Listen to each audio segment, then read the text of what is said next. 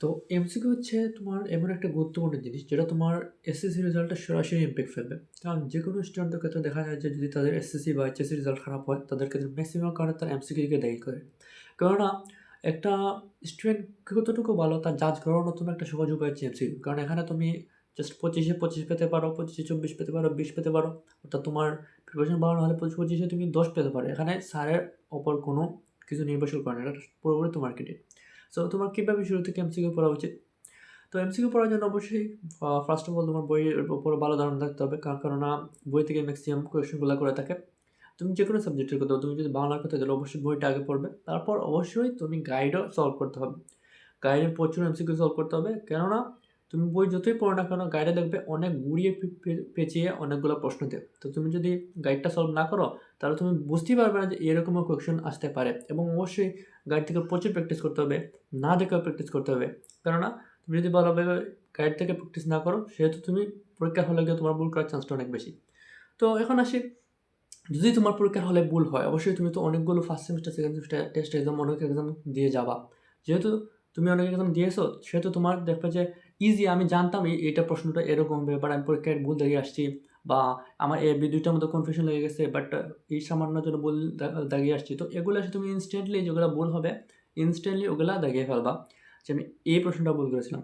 কারণ আমাদের ক্ষেত্রে দেখা যায় যে আমরা কিছু স্পেসিফিক প্রশ্নই বারবার ভুল করি। এই প্রশ্নটা দ্বিতীয় সেমিস্টারে এসেছিল, আমি এই প্রশ্নটা সেম আবার আসছে ফাইনালে, সেম আবার ফাইনালে এক্সামে ভুল করছি। তো এগুলো খুব ভালোভাবে মার্কার বা কোনো একটা এক্সট্রা করে দেখাবা যে আমার এই প্রশ্নটা ভুল হয়েছে, এই প্রশ্নটা আবার আসলে আমি যাতে ঠিক পারি। তখন দেখবা তোমার ভুলগুলোও তোমার ধীরে ধীরে শুধরে যাচ্ছে। তো এখন প্রতিটা সাবজেক্টের ক্ষেত্রে আলাদা আলাদা স্ট্র্যাটেজিস আছে কীভাবে তুমি এমসিকিউ পড়বে না পড়বে। অবশ্যই প্রতিটার জন্য আলাদা স্ট্র্যাটেজি পড়াশোনা করেছি। আমি সাবজেক্ট ওয়াইজ কিছু ভিডিও বানিয়েছি যে বায়োলজি কীভাবে পড়াচ্ছি, কেমিস্ট্রি পড়াচ্ছি। তো সকলের ক্ষেত্রে আলাদা এমসিকিউ স্টাডি আছে, তোমরা চাইলে ওই ভিডিওগুলো দেখতে পারো। তো বিসাইড দিস আমি ওই ট্রিকটা আবার বলে দেবো তোমার এমসিকিউ দেখানোর ক্ষেত্রে কোন জিনিসটা ফলো করা উচিত। সো ফার্স্ট অফ অল যখন তুমি এমসিকিউ দেখাবা 30টা হোক বা 25টা হোক, শুরুতে তুমি সবগুলোই কারেক্ট আনসার করতে পারবে না। শুরুতে তোমার কাছে 100% শিওর যেগুলো ওইগুলোই দেখাবা। তো মোটামুটি যখন 25টার মধ্যে তোমার 16-17টা দেখানো হয়ে যাবে তখন আবার একে যাবা, এক থেকে যাবা, এক থেকে যখন ব্যাক হওয়া দেখো 1 2 3 4 5 করে যখন আবার ব্যাক হচ্ছে তখন দেখবা তোমার আরও কিছু এমসিকিউ কমন পড়ছে এবং এগুলো তোমার মাথায় আসছে এবং মোটামুটি একটা কনফিডেন্স চলে আসছে যেহেতু আমি 16-17টা কমন দেখিয়ে বলছি। এখন যেগুলো আমার মনে পড়তেছে না আমি এগুলো দেখাবো, তখন তোমার এগুলোরও মোটামুটি দেখানোর চান্স হবে। এবং সবার শেষে দেখাবা যেগুলো তুমি একদম শিওর না, আর সেগুলো যে 2-3টা এমসিকিউ থাকবে এগুলো তোমার দেখাবা 2-3টা বা 4-5টা এগুলো সবার শেষে দেখাবা। যেহেতু তোমার অলরেডি 19-20টা মোটামুটি কারেক্ট তুমি জানো সেহেতু তোমার ভালো কনফিডেন্স থাকবে এবং ওগুলো হওয়ার সম্ভাবনা থাকবে আর কি।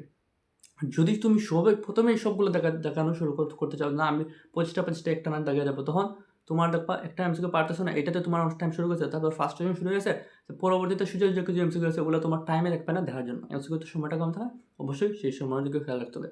সো এমসিকিউ নিয়ে আর বেশি কিছু বলার নেই। অবশ্যই তোমার নিয়মিত এমসিকিউটা প্র্যাকটিস করতে হবে। অবশ্যই physics, chemistry, math, higher math এগুলোর ক্ষেত্রে এমসিকিউগুলো বেশি করে সলভ করতে হবে যেহেতু তোমার ম্যাথমেটিক্যাল টার্ম আছে। এবং বাংলা, জীববিজ্ঞান এগুলোর ক্ষেত্রে বইটা খুব ভালোভাবে পড়তে হবে, না দেখা থেকে প্র্যাকটিস করতে হবে। শেষে 25টা অনেক সময় বোর্ডের প্রশ্নগুলো বা বিভিন্ন ধরনের কলেজের প্রশ্নগুলো দেওয়া থাকে, এই 20টা-25টা এগুলো তুমি না দেখা দেখে সলভ করতে হবে। যেগুলো ভুল হয় ওগুলো খুব ভালোভাবে দেখে রাখবা যাতে পরবর্তীতে তোমার রিভিশনের সময় দেখতে সুবিধা হয়। এবং ফাইনালি একটা কথা বলবো, যেটা হচ্ছে যে তোমার ধরো তুমি এমসিকিউ রিভিশন দিচ্ছ, তোমার যেগুলো কঠিন মনে হবে এগুলো অবশ্যই দাগিয়ে রাখো।